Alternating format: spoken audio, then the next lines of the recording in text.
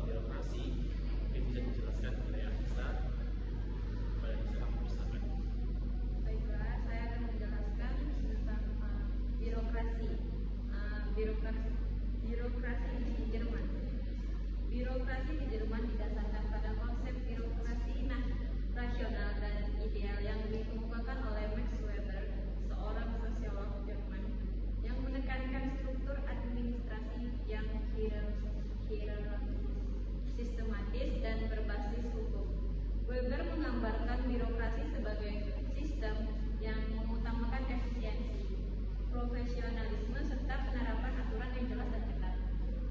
Salah satu ciri utama birokrasi di Jerman adalah struktur hierarkis yang jelas.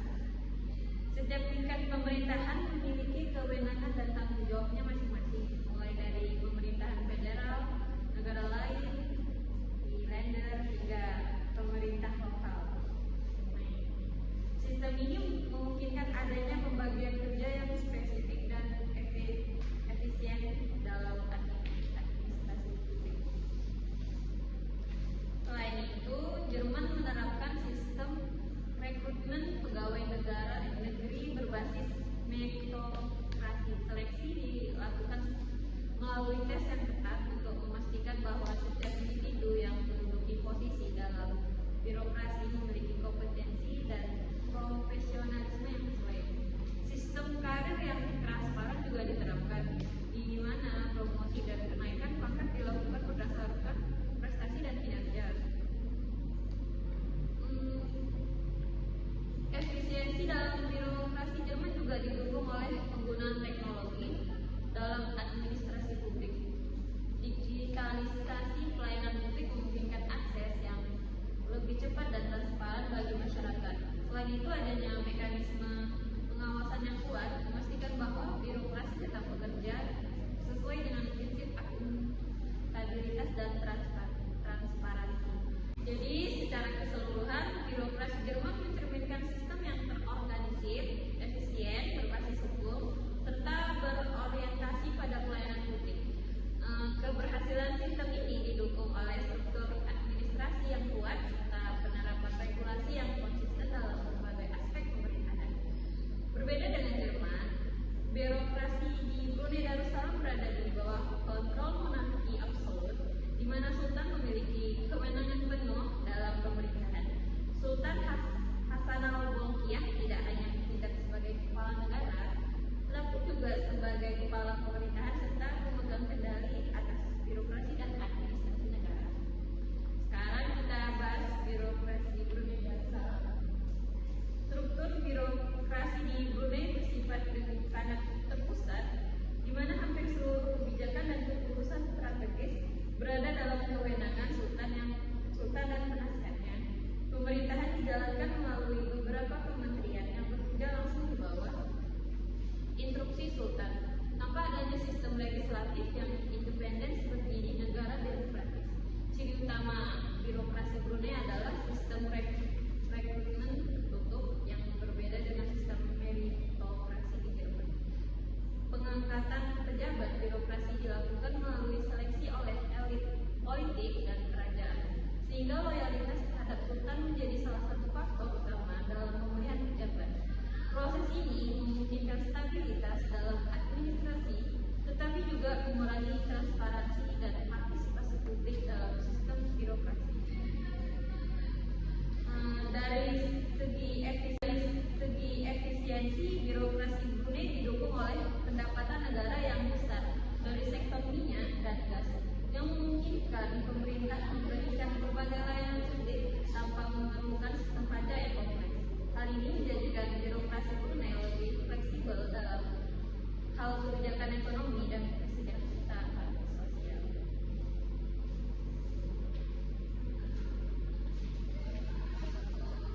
Dengan demikian, perbedaan mendasar antara birokrasi Jerman dan Brunei Darussalam terletak pada tingkat desentralisasi, sistem rekrutmen, serta keterlibatan yang terbatas untuk mengadili dan memutuskan masalah hukum pribadi yang berkaitan dengan orang-orang yang beragama Islam, seperti perkawinan, perceraian, warisan, pemeliharaan tanggungan, dan harta warisan muslim atau hijab. Oke, terima kasih kepada saudari Anissa.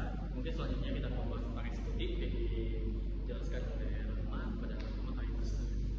Saya akan menjelaskan tentang badan eksekutif di negara Jerman dan Brunei. Yang pertama yaitu di negara Jerman. Seperti yang dijelaskan oleh teman-teman saya tadi, bahwa negara Jerman itu menganut sistem demokrasi parlementer, yang dimana negara ini memiliki negara-negara bagian atau Länder yang memiliki otonom tertentu. Tetapi negara-negara bagian ini tetap di bawah pemerintahan Jerman.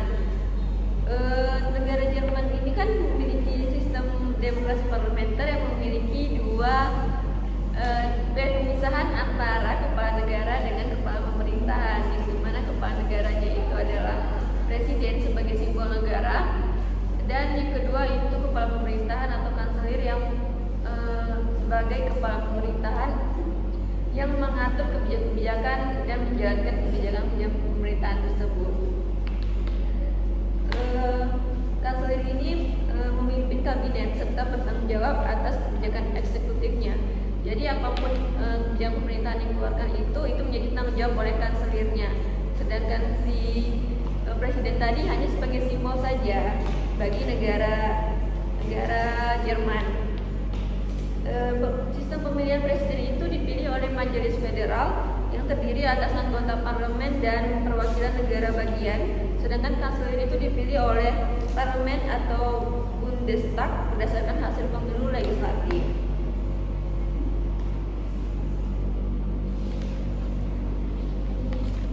Terus yang kedua masuk ke eksekutif Brunei Darussalam. Brunei Darussalam kan memiliki sistem pemerintahan monarki absolut, yang dimana semua kekuasaan tertinggi itu ada di kepala negaranya, yaitu Sultan.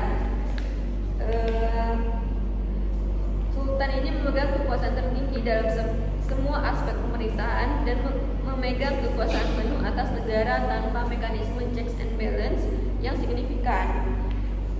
Sultan ini berperan ganda, yaitu sebagai kepala negara dan kepala pemerintahan, yang dimana memang semua yang diatur di negara tersebut itu memang keputusannya ada di kepala negaranya itu, yaitu Sultan. Di negara Brunei, Sultan mempunyai kekuasaan mutlak dalam menjalankan pemerintahan, termasuk dalam kebijakan dan penegakan hukum, tanpa adanya oposisi politik resmi atau mekanisme checks and balance yang efektif. Brunei Darussalam juga menerapkan sistem hukum Islam atau Syariah dan sistem hukum Inggris. Brunei juga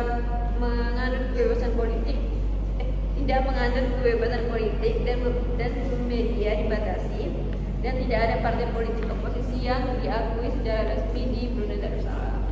Ini sekian dari saya kembalikan ke moderator. Baik, terima kasih kepada Kak Rahma yang telah menjelaskan tentang eksekutif.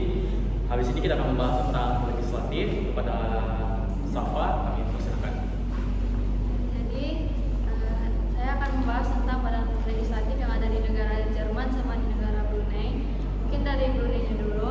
Jadi Brunei itu memiliki satu badan legislatif atau yang namanya itu sistem kamar, atau di negara Brunei itu hanya cuman ada satu badan legislatif saja, yaitu sistem unimekral namanya.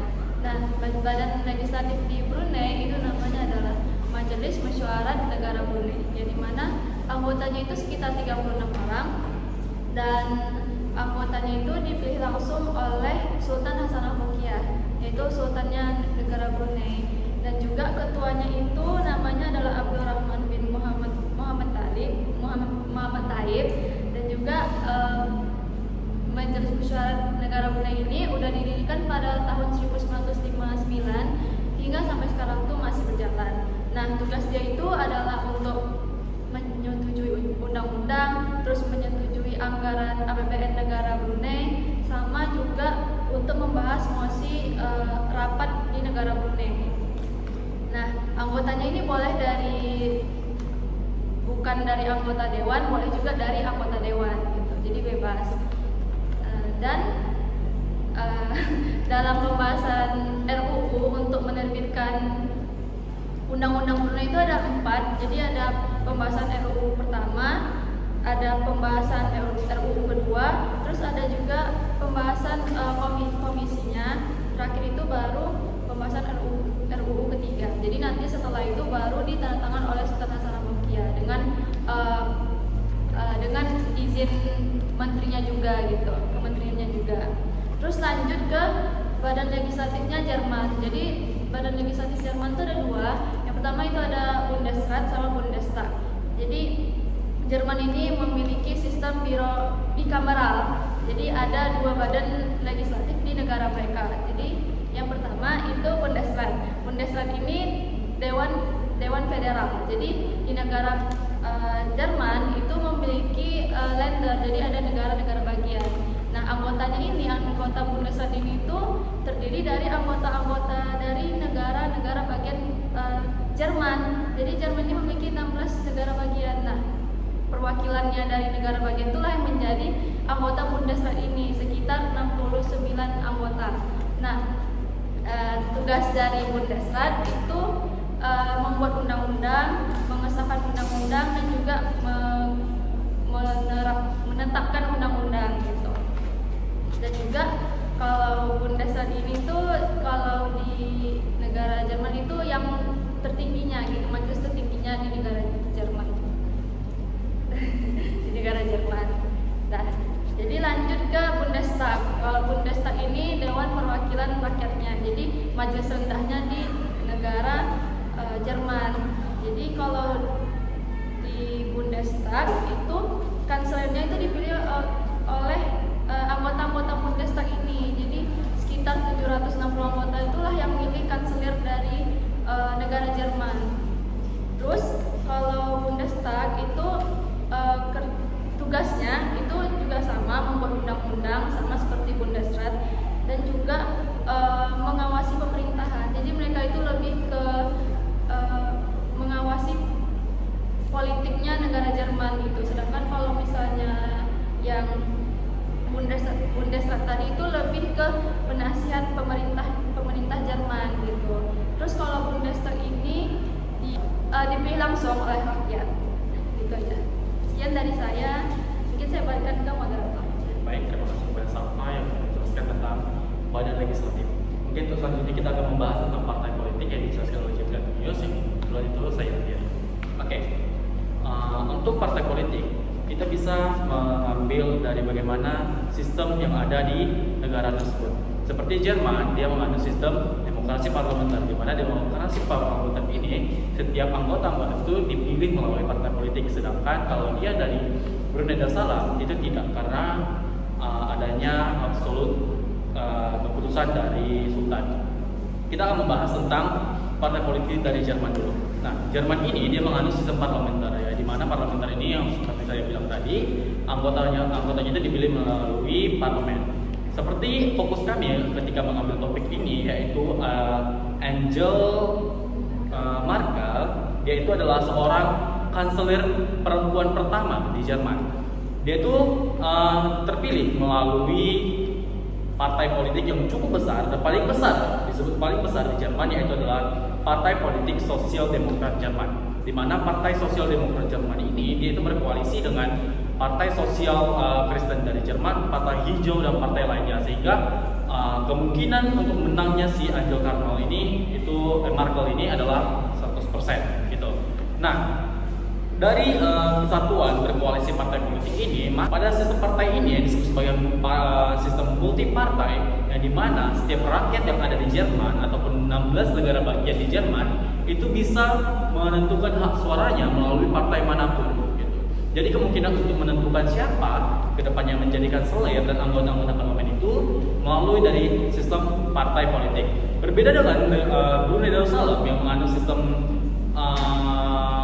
monarki absolut, ya, dia tidak melalui dari partai untuk menentukan siapa sultan berikutnya, yaitu hanya dari garis keturunan sultan. Nah, jika ada pertanyaan, apakah Brunei Darussalam memiliki partai politik? Tentu memiliki, tetapi tidak seaktif dari Jerman. Jika Jerman itu aktif sekali menentukan siapa pemimpin berikutnya. Nah, kalau dari Brunei Darussalam, dia memiliki peran yang sangat tipis dan kecil, bahkan tidak terlihat di permukaan gitu. Seperti partai yang terkenal itu hanya dua, yaitu PKK dan PPB, di mana yang kedua ini berpusat pada ekonomi. Nah, karena sistem monarki ini seluruh siapa yang menjadi dewan penasehat, siapa menjadi kabinetnya itu ditentukan oleh sultan. Nah, dari kedua sistem partai politik ini, yaitu dari Jerman dan Brunei Darussalam, kita bisa melihat perbedaan yang sangat signifikan, yang dimana Jerman itu sangat bergantung pada partai politiknya untuk menentukan siapa kanselir, presiden, dan sebagainya. jika di Brunei Darussalam dia itu tidak menggunakan partai politik untuk menentukan siapa dan bagaimana kebijakan berikutnya. Mungkin untuk partai politik itu saja. Kita lanjutkan ke kelompok kepentingan. Baik, sebelumnya di sini saya Sanina Hussein akan menjelaskan kelompok kepentingan. Jadi di sini mungkin singkat saja ya, karena yang lain juga sudah menjelaskan tentang bagaimana sistem politik di Jerman dan Brunei itu yang sangat berbeda. Jadi di sini mau bahas kelompok kepentingan Jerman terlebih dahulu. Di Jerman itu ada beberapa kelompok kepentingan seperti partai politik, serikat pekerja, dewan pekerja, kelompok lingkungan, kelompok ekonomi, dan kelompok hak asasi manusia. Nah, untuk partai politik di Jerman itu ada Partai Demokrat Sosial yang berhaluan kiri progresif, seringkali berkoalisi dengan Partai Hijau. Lalu ada juga Persatuan Demokrat Kristen dan Uni Sosial Kristen, berhaluan kanan konservatif dan sering membentuk koalisi dengan Partai Demokrat Bebas. Lalu ada Partai Hijau. Partai Hijau ini fokus pada isu-isu lingkungan dan kebijakan sosial. Lalu ada Die Linke, gabungan dari Partai Komunis dan pecahan SPD, berfokus pada keadilan sosial. Lalu ada juga kelompok kepentingan serikat pekerja. Nah, serikat pekerja di Jerman memainkan peran penting dalam mewakili kepentingan pekerja. Sekitar 20% pekerja terikat dalam serikat, dengan Perhimpunan Serikat Pekerja Jerman sebagai organisasi utama. Serikat ini berusaha melindungi kondisi kerja dan memperjuangkan hak-hak pekerja melalui perjanjian kerja bersama dan pengaruh politik. Lalu ada Dewan Pekerja. Nah, di Dewan Pekerja ini setiap perusahaan dengan 5 atau lebih pekerja diwajibkan untuk memiliki Dewan Pekerja yang dipilih. Dewan ini bekerja sama dengan serikat pekerja untuk mewakili kepentingan karyawan dalam perusahaannya. Lalu kita masuk kelompok kepentingan Brunei. Di Brunei sendiri itu karena sistem pemerintahannya monarki yang dipimpin oleh Sultan Hassanal Bolkiah yang juga menjabat sebagai Perdana Menteri dan Menteri Pertahanan. Pemerintahannya didukung oleh Dewan Penasihat Kesultanan dan beberapa menteri, tetapi tidak memiliki Dewan Legislatif yang berfungsi penuh. Ini menjadikan Sultan sebagai pemegang kekuasaan tertinggi dalam pengambilan keputusan. Lalu ada kelompok etnis dan budaya. Masyarakat Brunei terdiri dari berbagai etnis, dengan etnis Melayu sebagai mayoritas. Konsep Melayu Islam beraja menjadi ideologi nasional yang memberikan hak istimewa kepada etnis Melayu dan Islam, serta menekankan pentingnya kesultanan dalam identitas nasional. Lalu di Brunei juga ada hubungan internasional. Brunei memiliki hubungan erat dengan negara-negara ASEAN dan terlibat dalam berbagai perjanjian pertahanan serta kerjasama bilateral, termasuk dengan Indonesia. Pertemuan antara kedua negara menunjukkan upaya untuk meningkatkan kerjasama di bidang pertahanan dan keamanan regional. Kelompok-kelompok ini saling berinteraksi dalam membentuk kebijakan dan arah pembangunan Brunei Darussalam, menciptakan dinamika yang unik dalam konteks pemerintahan monarki absolut yang ada di negara tersebut. Sekian dari saya, kembali ke moderator. Baik, terima kasih kepada Sarina. Untuk kesimpulan dari sistem perbandingan politik dari antara kedua negara ini adalah perbedaan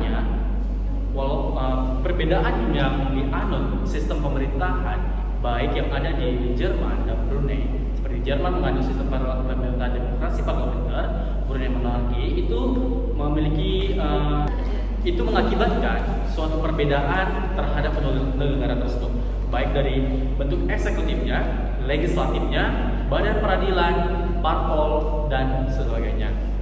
Terima kasih. Sekian dari kami ucapkan terima kasih. Kami kelompok dari pembahasan Brunei Darussalam dan Jerman mengucapkan banyak terima kasih. Assalamualaikum.